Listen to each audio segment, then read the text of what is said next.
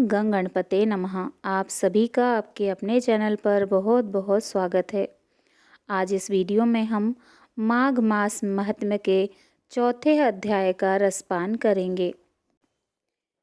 ऋषि वशिष्ठ जी कहने लगे कि हे राजन, अब मैं माघ के उस महात्म्य को कहता हूँ जो कार्तिक वीर्य के पूछने पर दत्तात्रेय ने कहा था।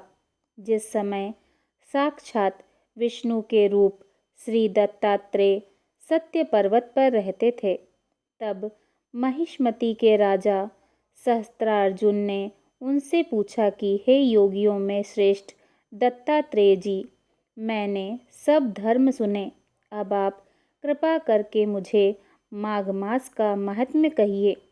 तब दत्तात्रेय जी बोले, जो नारद जी से ब्रह्मा जी ने कहा था वही माघ मास महात्म्य मैं तुमसे कहता हूँ।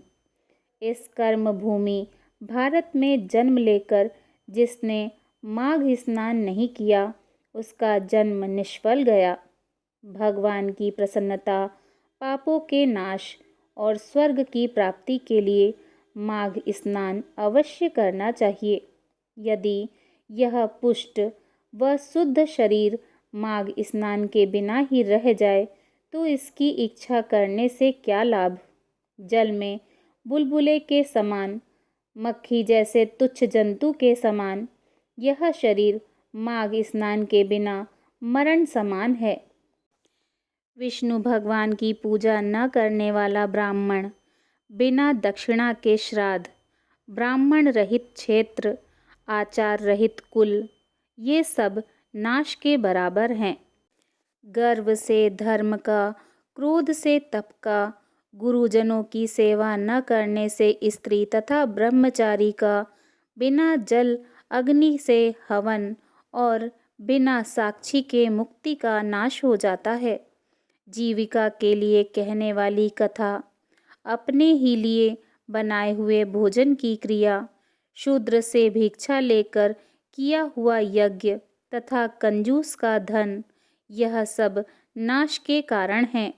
बिना अभ्यास और आलस्य वाली विद्या, असत्यवाणी, विरोध करने वाला राजा, जीविका के लिए तीर्थ यात्रा, जीविका के लिए व्रत, संदेह युक्त मंत्र का जप, व्यग्रचित्त होकर जप करना, वेद न जानने वाले को दान देना, संसार में नास्तिक मत ग्रहण करना, श्रद्धा बिना धार्मिक क्रिया, यह सब व्यर्थ है।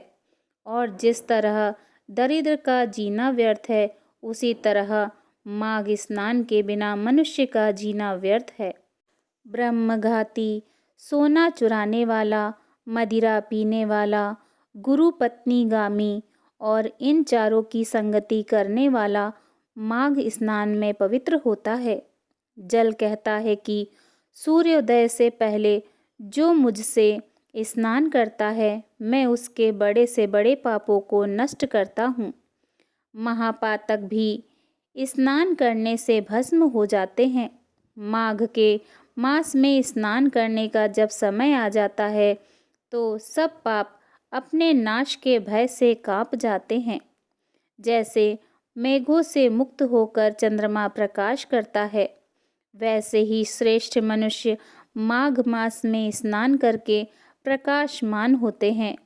काया, वाचा, मनसा से किए हुए छोटे या बड़े, नए या पुराने सभी पाप स्नान से नष्ट हो जाते हैं। आलस्य में बिना जाने जो पाप किए हों वह भी नाश को प्राप्त होते हैं। जिस तरह जन्म जन्मांतर के अभ्यास से आध्यात्मिक ज्ञान की प्राप्ति होती है, उसी तरह जन्मांतर अभ्यास से ही माघ स्नान में मनुष्य की रुचि होती है।